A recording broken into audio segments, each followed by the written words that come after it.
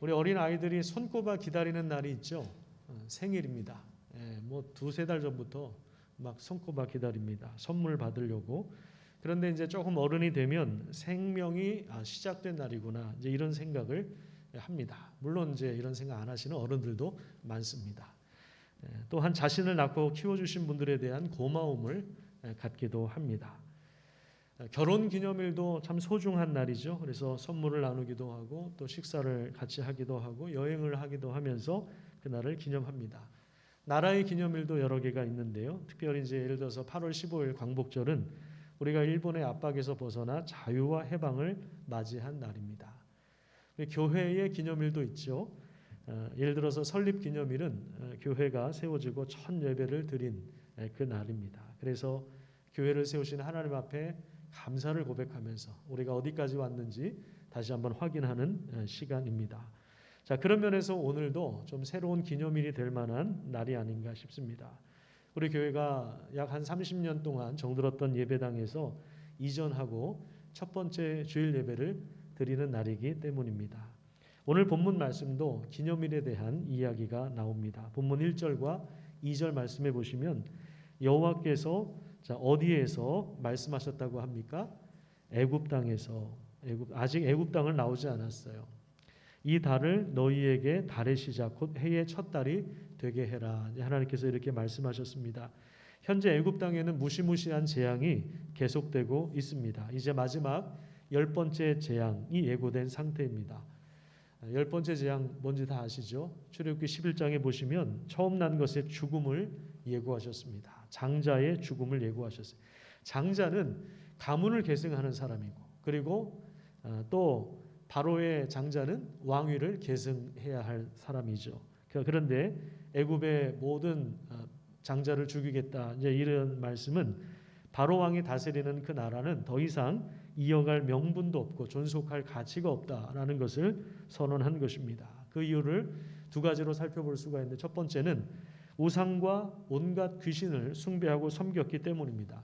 하나님은 그 우상을 반드시 심판하십니다. 두 번째는 나그네 된 자들을 학대했기 때문에 그렇습니다. 이스라엘 백성들을 가혹한 노동에 투입시키고 현장에서 숨 쉴 틈을 주지 않고 폭력과 채찍으로 다스렸습니다. 또한 남자 아기를 나일강에 던져 죽게 했는데, 자, 이것은 하나님을 무시한 행동입니다. 하나님은 그 생명을 창조하셔서 이 땅에서 번성하게 하고 이 땅에 하나님의 복을 넘치게 하기를 원하셨는데, 그 하나님의 모든 계획을 어그러뜨리는 그러한 원수의 행동을 한 것이죠. 그 악행에 대해서 하나님은 재앙들을 하나씩 보여주시면서 그들의 죄를 드러내시고 또 심판하시는 것입니다.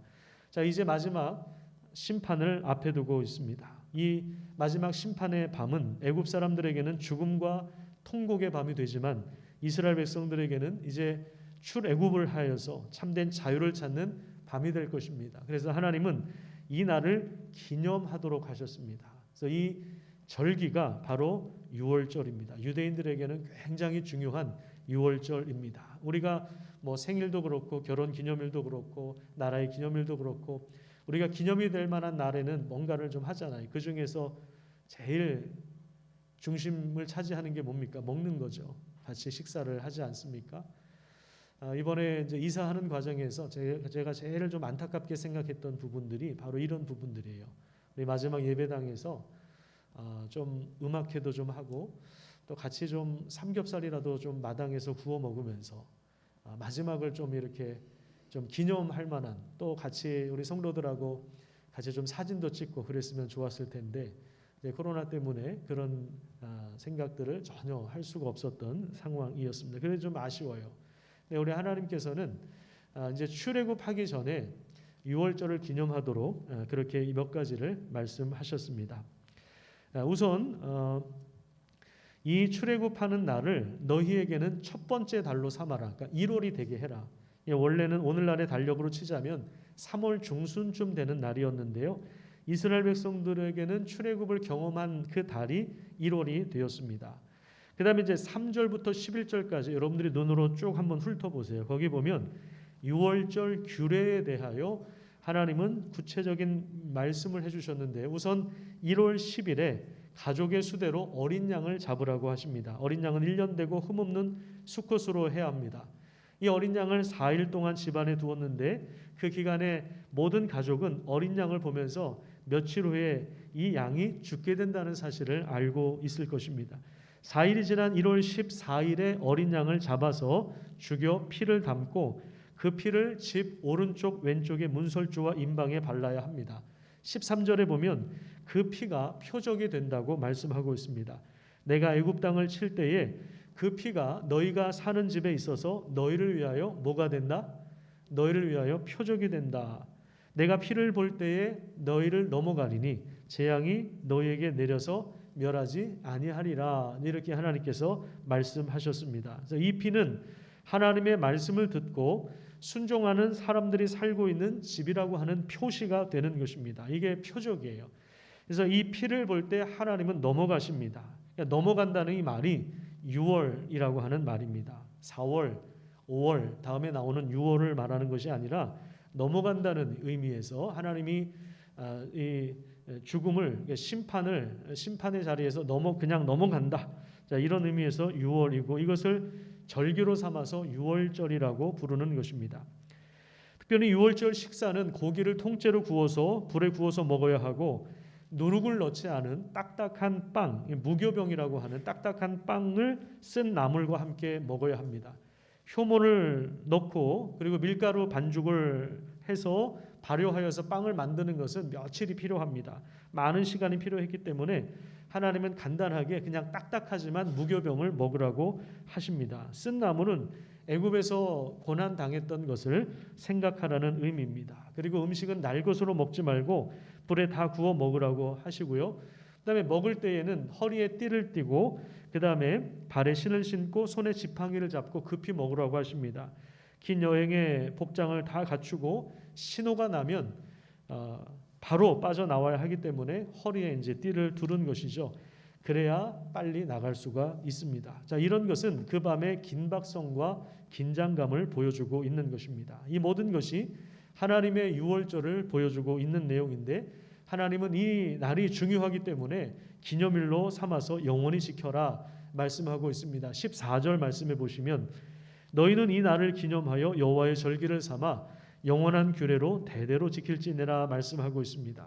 자, 그 이유가 무엇입니까? 왜냐하면 이 날은 이스라엘 백성들이 누구인가라고 하는 그 정체성을 분명히 보여주고 있기 때문에 그렇습니다. 그래서 6월절은 우리나라의 추석이나 구정명절과는 전혀 차원이 다른 명절입니다. 6월절은 그들을 압박했던 자들을 하나님께서 완전히 심판하시고 그래서 그들의 속박에서 꺼내셔서 구원하셔서 참된 생명과 자유와 복을 누리게 하신 사건이며 그런 의미에서 새로운 창조의 사건이고 새로운 삶의 시작이며 모든 것의 중심이 되는 사건입니다. 그들은 이 정체성을 가지고 앞으로 삶을 형성해 나가야 하는 것입니다. 그래서 6월절은 단순한 기념일이 아니라 그들의 그 정체성, 자, 그들의 회중, 그들의 공동체가 어찌 보면 시작된 날입니다. 그래서 나온 것이 뭐냐면 십계명이에요. 이 정체성을 가지고 앞으로 삶을 형성해 가야 하는데 그래서 하나님이 주신 것이 바로 십계명입니다. 출애굽기 20장을 우리 함께 찾아보도록 하겠습니다. 출애굽기 20장 2절에 보면 하나님께서 이렇게 말씀하십니다.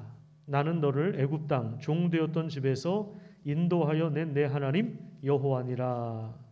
자, 그런데 그리고 나서 끝이 아니에요. 야, 내가 너희들을 애굽 땅에서 나오게 했잖아. 너희들 고통받는 곳에서 내가 건져냈으니까 이제 너희들이 알아서 살아라. 이렇게 하나님께서 말씀하시고 끝. 2절에서 딱 끝나는 것이 아니라 3절이 나오는 것입니다. 3절이 나와요. 3절부터 무슨 내용이 나옵니까? 하나님께서 이스라엘 백성들에게 강력한 요구와 명령을 하십니다. 이게 바로 십계명입니다.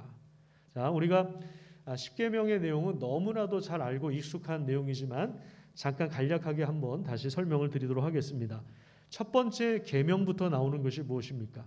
하나님만을 예배하고 하나님만을 섬기라는 것입니다. 그동안에 너희는 바로 왕을 섬겼지만 이제 너희의 주인은 바로가 아니라 하나님이다. 그러니 하나님을 예배하고 하나님을 섬겨라. 이제 이렇게 말씀하고 있어요. 다 예배에 대한 내용이 두 번째, 세 번째 계명까지 나오고, 그다음에 네 번째 계명이 뭡니까? 안식일에 일하지 말고 쉬어라. 안식일은 이날은 거룩한 날이다, 구별된 날이다. 하나님 이렇게 말씀하세요. 근데 이게 이스라엘 백성들에게는 굉장히 어색한 말씀이에요. 왜냐하면 그들은 죽어라 쉬지 않고 일만 했기 때문에 그렇습니다. 조금만 쉬어도, 조금만 한눈 팔아도 매질을 당하고 폭력을 당했기 때문입니다. 여러분, 이게 얼마나 심했으면 모세가 40세에 왕자의 신분이지만 자기 동족에 대해서 이렇게 부당하게 학대를 당하는 모습을 보면서 대표적으로 이스라엘 형제들을 학대하는 한 놈 딱 이렇게 대표적으로 한 놈 골라서 죽여서 묻었잖아요. 모세가 오죽했으면 왕자임에도 불구하고 살인을 저질렀겠습니까? 오죽했으면. 그 정도로 그들은 맞으면서 죽도록 일만 했던 사람인데 하루 쉬라고 하는 이 말씀은 굉장히 어색한 말씀이었을 겁니다. 하나님은 일하지 않아도 된다. 하루 좀 일하지 않아도 너희들 먹고 사는데 지장이 없다. 가축까지 종까지 다 쉬게 하라고 하십니다. 자, 그다음에 이제 다섯 번째 계명부터는 이웃 사랑에 대한 계명이죠. 이웃 사랑의 첫 번째 계명은 바로 부모 공경입니다. 그리고 살인하지 말고, 간음하지 말고, 도둑질하지 말고, 거짓말하지 말고, 이웃의 것을 탐내지 말아라. 집도, 부동산도, 자동차도, 아내도, 남편도, 그 종들까지도 탐내지 말아라. 그렇게 말씀하십니다. 근데 뭘 하지 말라고 하면 이게 잔소리처럼 느껴지고 더 하고 싶어져요. 그래서 11번째 계명이 뭔지 아시죠? 들키지 말라. 이렇게 누가 첨가를 했다고 합니다. 자, 다섯 번째 계명부터 10번째 계명은 부모와 이웃과 동료를 진심으로 사랑하라고 하는 것입니다. 살인하지 말라는 것은 적극적인 의미로는 생명을 존중하라는 거예요. 그래서 누구에게나 말 함부로 하지 말고, 옆에 사람 힘들게 하지 말고, 얼굴에 감정 그대로 드러내지 말고, 이웃과 온전한 관계와 풍성함을 누리라고 하시는 것입니다. 간음하지 말라는 것은 사람을 쾌락과 육체와 성적인 도구와 대상으로만 보지 말고 상대방의 아름다움을 발견하고 함께 성장하도록, 그래서 하나님께서 창조하신 참된 인간답게 살도록 격려하는 말씀입니다.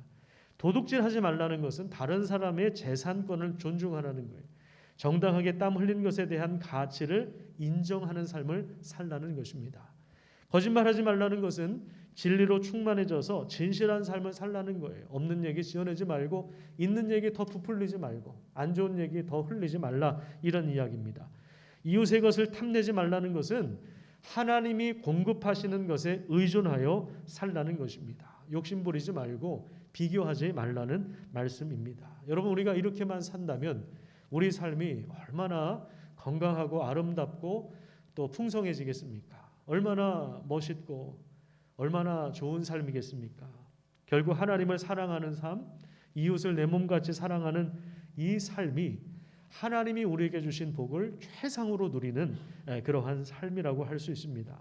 그래서 이 십계명의 내용을 하나님께서 주심으로 하나님은 이스라엘 민족을 단지 애굽에서 꺼내시기만 하는 것이 아니라 그들을 하나님 닮은 멋있는 공동체로 빚어가시겠다는 것을 분명하게 선언하시는 것입니다. 신명기 28장을 우리 함께 보도록 하겠습니다. 28장 1절입니다. 자, 신명기는 출애굽기 다음에 레위기, 그다음에 민수기, 그다음에 신명기. 신명기는 어떻게 읽어야 된다 그랬습니까? 신명나게 읽어야 된다. 303페이지입니다. 신명기 28장 1절 말씀 우리 같이 한번 읽어보도록 하겠습니다. 시작. 내가 내 하나님 여호와의 말씀을 삼가 듣고 내가 오늘 내게 명령하는 그의 모든 명령을 지켜 행하면 내 하나님 여호와께서 너를 세계 모든 민족 위에 뛰어나게 하실 것이다.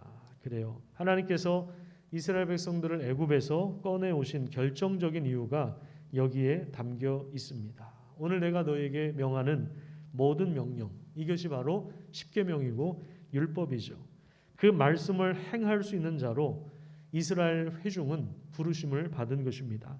십계명에 담긴 하나님의 뜻을 깨닫고 그것을 묵상하고 그것을 살아내는 가운데 하나님의 성품을 본받는 것, 이것이 바로 하나님께서 이스라엘 백성들을 구원하신 은혜인 이 구원하신 은혜 그 베푸신 이유가 되는 것입니다. 이것이 하나님이 주시는 진정한 자유이며 복이라고 할 수 있습니다. 그래서 정리를 하자면 참된 자유라고 우리가 보통 자유 그러면 무슨 생각을 하죠? 자유. 벗어나는 것만 생각하잖아요. 나를 힘들게 하는 것에서 벗어나는 거. 자유를 얻고 싶어. 예. 직장 다니는 분들은 자유를 얻고 싶어서 사업을 하신다고 그러더라고요. 학교 다니는 아이들은 학교 그만 가고 싶어. 자유를 뭐 좀 어디서 벗어나고 싶잖아요. 그죠? 여행을 떠나는 게 이제 자유를 얻으려고 하는데. 근데 자유라고 하는 것은 어디서 벗어나는 의미도 있지만 또 하나는 무엇을 위한 자유도 있어요. 어디서 벗어나는 자유도 있지만 진정한 자유는 무엇을 위한 자유입니다. 그러니까 참된 자유는 어떤 속박이나 압제와 힘들게 하는 것에서 벗어나는 것도 있지만 참된 주인에게 속하여서 그분을 따르며 즐거워하는 것을 말합니다. 죄와 중독과 어떤 쾌락의 노예처럼 매여 있는 삶이 아니라 우리를 창조하신 하나님에게 속하여서 하나님을 닮은 진실한 성품으로 변화되어 가는 것이 우리에게는 참된 기쁨이 되고 새로움이 되고 구원의 능력이 되는 것입니다. 이런 은혜를 경험한 자들을 통해서 하나님은 모든 민족 이런 공동체를 하나님이 세우셔서 이런 공동체를 통해서 하나님은 모든 민족을 섬기게 하세요. 거기 1절을 다시 한번 보시면 너희가 십계명을 행하면 여호와 하나님께서 너를 그러니까 여기서 너는 개인을 말하는 것이 아니라 이스라엘 회중을 말하는 거예요. 이스라엘 공동체를 그 땅의 모든 민족들 위해 뛰어나게 해주실 것이다 말씀하셨는데 그래서 뛰어나다는 것은 모든 민족을 섬기는 민족이 되게 하겠다. 다른 나라를 도와주는 나라가 되게 하겠다. 하나님께서 이렇게 복을 명하신 것입니다. 섬겨주고 도와주어서 하나님이 주신 이 복을 다른 민족도 알게 하는 삶으로 이스라엘 백성들을 출애굽하게 하신 것입니다. 그러니까 하나님께서 우리에게 주신 참된 자유는 어떤 속박에서 벗어나는 것만 있는 것이 아니라 하나님을 섬기고 이웃을 섬기고 그래서 모든 민족을 섬기는 자유도 있다는 것입니다. 이런 참된 자유의 삶을 위하여 하나님은 애굽에서 우리를 건져 오신 것입니다. 이 내용을 출애굽기와 신명기를 통해서 하나님은 보여주시는 거예요. 우리 그림을 한번 좀 보시면 출애굽기 1장부터 14장까지는 무슨 내용입니까? 바로 왕의 압제에서 벗어나는 그 내용이 담겨 있죠. 그 자유를 위한 서곡이 14장까지 나와 있습니다. 그다음에 이제 15장부터는 뭐가 나오냐면 신명기까지 뭐가 이어지냐면 하나님을 섬기는 자유에 대한 이야기가 담겨 있는 것입니다. 그러니까 오히려 애굽의 속박에서 빠져나오는 것은 14장이면 다 돼요. 출애굽기 14장이면 다 되는데 그런데 하나님께 속하여서 노예 근성을 버리고 그러니까 바로 왕에게 속하여서 그 찌들었던 그 노예 근성이라고 하는 게 있잖아요. 그죠? 그 노예 근성. 그 노예 근성에서 벗어나 하나님을 섬기고 이웃을 섬기는 즉 십계명을 행하는 그 자유로운 삶을 위해서 보여주는 것이 출애굽기 15장부터 신명기까지 많은 광야 생활이 나오고 거기에 하나님의 공급이 나오고 하나님의 기적이 나오고 율법이 등장하고 또 죄를 범할 때 원망과 불평할 때 하나님께서 징계를 내리시고 이런 모든 과정들이 포함되는 거예요. 그러니까 우리가 예수를 믿고 구원을 받았다고 했을 때 그 구원의 의미는 하나님이 출애굽을 통해서 이스라엘 백성들을 구원하셨다고 했을 때 그 구원의 의미는 굉장히 포괄적인 의미를 가지고 있는 거예요. 그냥 단순히 바로의 압제에서만 꺼내는 것이 아니라 우리가 하나님께 속하여 하나님을 닮은 자로 변화되고 하나님이 만물을 새롭게 하시는 일에 모든 민족을 섬기는 행위로 우리도 거기에 동참하는 이런 엄청난 의미가 포함되어 있는 거예요. 이 출애굽의 이야기는 이스라엘 백성들의 역사를 담은 단지 기념일로 끝나는 것이 아닙니다.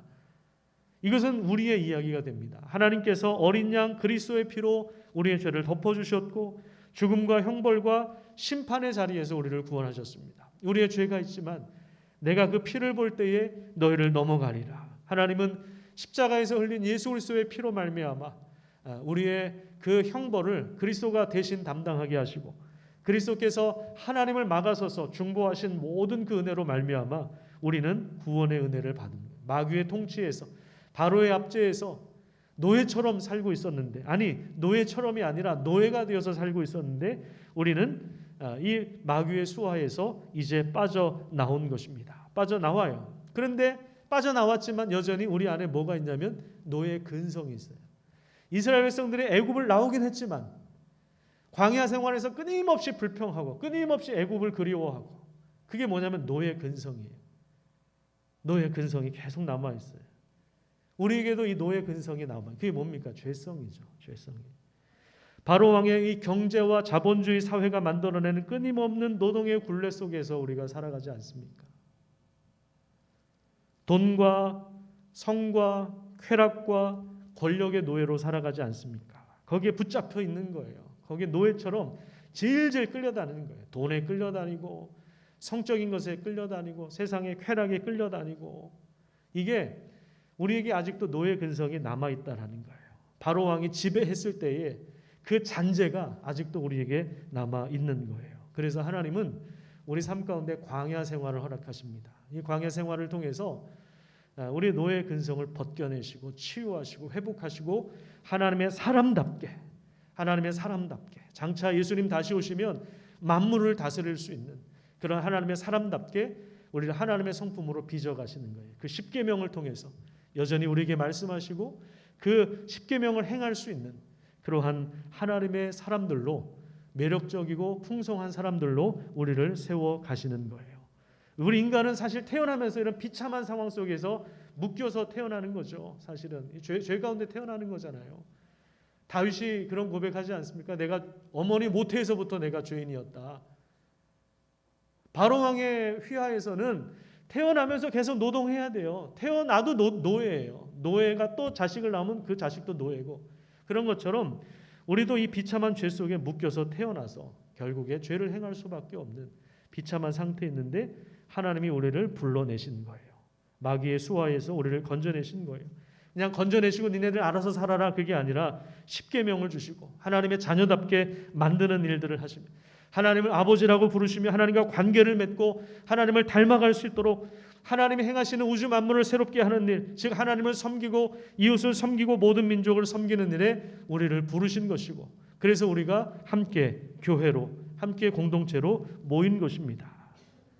여전히 그 죄성이 우리 발목을 잡고 있고 고된 노동과 폭력과 학대와 압제와 노예 근성 때문에 말씀이 잘 들어오지 않는 이 악순환이 우리를 더욱 고통스럽게 합니다. 그래서 우리에게 필요한 것이 있는데 그게 뭐냐면 바로 기도하는 것입니다. 기도의 자리로 나아가는 거예요. 하나님께서 출애굽을 하시고 그 다음에 보여주신 것이 뭐냐면 율법인데, 십계명인데, 근데 이제 이 십계명을 지킬 수 있는 힘이 우리에게 없기 때문에 그래서 우리가 기도의 자리로 나가서 하나님의 은혜를 구해야 되는 거예요. 예수 그리스도로 말미암아 어떻게 되었습니까? 성전의 휘장이 찢어지고 지성소로 직접 나가서 하나님의 존전에 예수의 이름으로 나아갈 수 있게 되었습니다. 이 은혜가 우리에게 있기 때문에 임시 처소인 이 건물에서도 우리는 여전히 기도할 수 있고 여전히 찬양할 수 있고 하나님을 예배할 수 있는 것입니다. 그 부분이 중요한 거예요. 이 부분이 중요한 것입니다. 이 장소는 조합에서 제공한 장소입니다. 사실 처음에 이 장소에 왔을 때는요, 참 심란했습니다. 우리가 550평 이상을 쓰고 있었는데 여기가 한 층에 120평 정도 되거든요. 위에 5층에 우리가 한 또 3, 40평을 쓰는데 이 공간에 짐은 다 어떻게 들어올 것이고 주차 문제부터 시작해서 여러 가지 이제 고민이 많아서 얼마나 심란했는지 몰라요. 근데 그동안에 이제 관리위원회에서 여러 번 여기를 사전 답사를 하고 구상을 하고 그래서 몸으로 또 봉사를 해주셔서 조합에서 우리에게 보수공사 비용으로 준 돈이 5천만 원이거든요.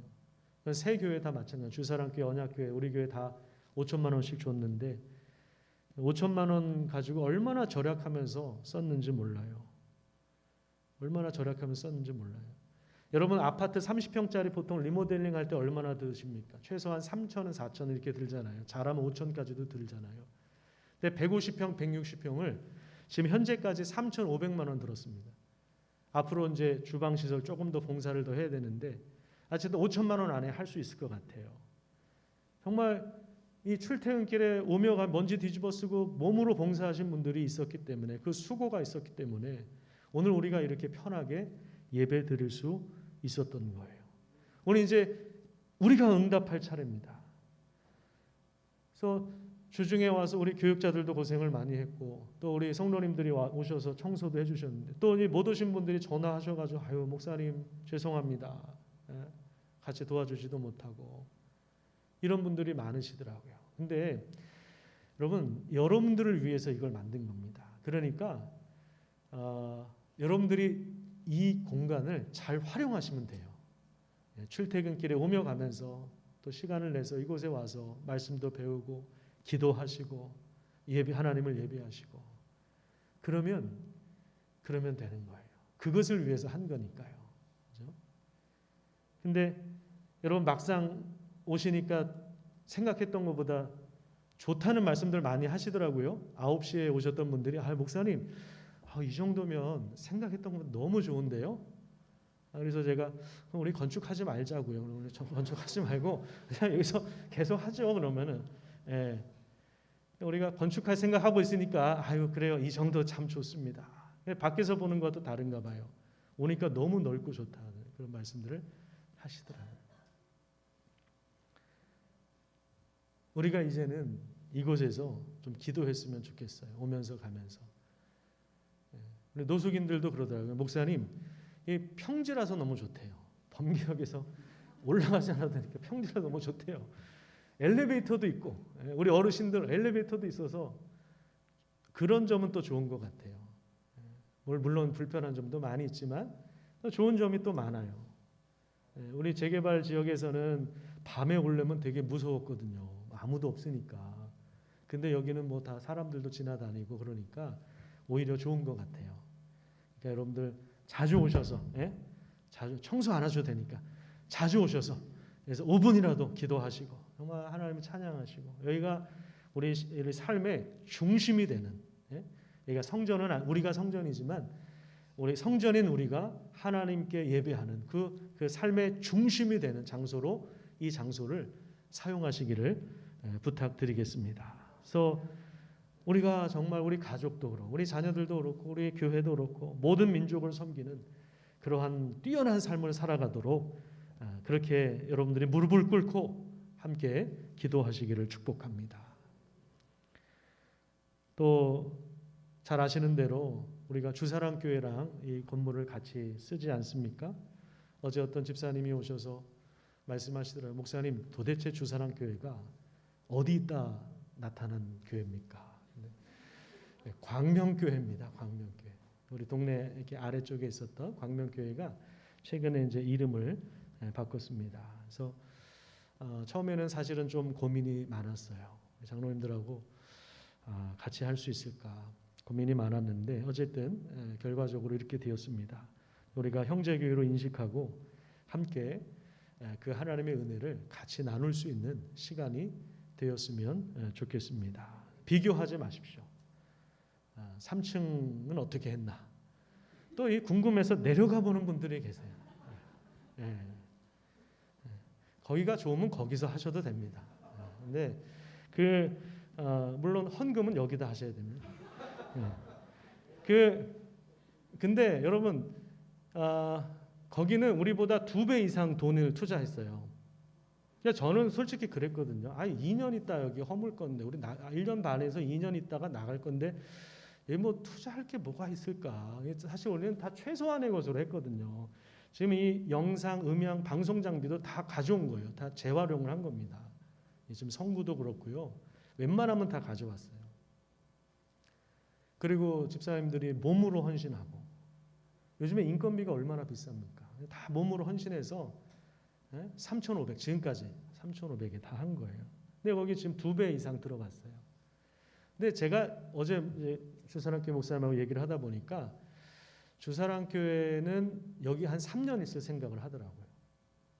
저기 지금 모델하우스 짓고 있는 데가 그 옆에가 주사랑교회인데 그게 철거가 돼야 착공을 들어가요. 그러니까 주사랑교회는 우리보다 더 늦게 건축을 할 수밖에 없는 또 그 교회만의 또 입장이 있더라고요. 그러니까 한 3년 있는다고 생각을 하는데 우리도 어떻게 될지는 모르지만 어쨌든 우리보다는 길게 있으니까 또 투자를 할 수 있겠구나. 또 생각이 다르니까 우리하고. 교회마다 다 입장이 있고 그러니까 굳이 비교하지 마시고. 그래서 경쟁 의식도 갖지 마시고 우리가 한 아버지를 섬기며 이웃이라는 교회라는 생각으로 먼저 인사하셨으면 좋겠습니다. 이 건물에 들어오는 분들한테는 먼저 인사하시고 도와줄 것이 있으면 도와주고 먼저 섬겨 주었으면 좋겠습니다. 이사 오기 한 지금 몇 주 전부터 주사랑교회에서 뭐 여러분 오시면서 보셨겠지만 간판을 여기저기 다 달아놨잖아요. 그래서 몇몇 분들이 좀 마음이 상하신 것 같아요. 저한테 전화를 하셨어요. 주사랑교회 다 이렇게 간판 달아놨는데 너무한 거 아니냐. 사실 저는 1층에 간판 달 생각은 못했거든요. 안 했어요 사실은. 정신도 없었고 솔직히. 근데 주사랑교회에서 먼저 간판을 달으니까 우리도 달아야 되나라는 생각이 들어요. 근데 또 달아놓은 자리에다가 또 간판을 달자니 무슨 이게 경쟁하는 것 같고 그래서 어떻게 해야 되나 좀 고민을 많이 했는데 저도 좀 아쉬운 마음은 들어요. 미리 좀 협의를 해서 간판을 하나에 만들어서 교회 이름 나란히 쓰고 층만 구분해주면 좋았을 텐데 이게 좀 아쉽기는 했는데 어쨌든 뭐 지나간 거니까 어떻게 해야 되나 생각을 하다가 이런 생각이 들었어요. 우리가 바로 간판이라는 거예요. 여러분들이 간판이에요. 간판을 들고 다니라는 그런 얘기가 아니라 여러분들이 간판이라 하나님의 이름을 드러내는 간판이에요. 교회 이름 홍보하는 게 뭐 그렇게 중요해요. 여러분들이 교회고 여러분들이 살아가는 그 삶의 자리가 하나님의 이름을 드러내는 장소예요. 여러분들의 입에서 나가는 말, 행동, 목적하며 살아가는 모든 삶의 양식들 이것이 하나님의 이름을 아름답게 드러낼 수도 있고 불편하게 드러낼 수도 있는 거예요. 여러분들의 간판, 여러분들이 바로 간판이라는 사실을 기억하시고 각자의 삶 가운데 그 간판에 아름다운 하나님의 말씀을 분명하게 새겨서 그 복과 하나님이 주신 그 구원의 기쁨과 그 자유와 그 은혜가 무엇인지 분명하게 알도록 그 간판에 불을 켜시기를 축복합니다. 여기가 원래 헬스장이었어요. 그래서 1층에 그 주사랑교회 간판 크게 한데 그 밑에 보면 젊음을 찾아드리는 헬스타운 4층 이렇게 써 있어요. 그래서 저는 저기다가 젊음을 찾아드리는 제일소망교회 이렇게 스티커만 좀 붙여놓으면 어떠냐 그렇게 얘기를 했다가 우리 아내가 제발 좀 그러지 좀 말라고 그래서 접었습니다. 그 생각을. 전 그렇게 하고 싶어요. 젊음을 찾아드리는 제일소망교회. 하나님을 예배할 때 우리가 하나님께 기도할 때 하나님이 주신 그 구원의 그 은혜 때문에 얼마나 우리가 감사하고 기쁘고 그때 우리가 정말 젊어지는 거예요. 우리 생각이 젊어지고 봉사하시는 분들 보니까 너무 기뻐서 하시더라고요. 기뻐서 매일 오시는 분도 계시고 뭐 제가 뭐 오후 5시 되면 봉투 나눠드리고 그런 거 아니거든요. 오히려 여기 먼지가 얼마나 많은지 몰라요. 여기 재개발 공사하니까 계속 먼지 닦아도 또 먼지 날라와요. 아마 기침하면서 계속 있어야 돼. 여기 있으려면은. 그런데도 오셔가지고 막 이렇게 봉사하시고. 그게 왜 그러냐면 그냥 감사해서 그런 거예요. 감사해서. 어떤 분은 또 병원 가시다가 중간에 들리신 분들 오며 가면서 이렇게 들려셔서 청소 안 하셔도 되니까 그냥 오면서 가면서 들리셔서 와서 커피 한 잔 드시고 기도하시고 여기 뭐 문 다 뚫려 있어요. 여기가 다 목양실이에요. 그냥 순식간에 들어올 수도 있습니다. 한번 들어오셔서 같이 인사도 나누시고 그러면서 우리가 구원받은 교회라는 사실 함께 기뻐하면서 함께 감사하면서 또 얼마나 있을지 모르겠지만 또 새로운 예배당이 건축되기까지 이곳에서도 그냥 묻어둔 시간이 아니라 하나님 앞에 정말 아름답게 기억되는 기도하면서 하나님과 더 진하게 관계를 맺을 수 있는 복된 시간이 되기를 축복합니다.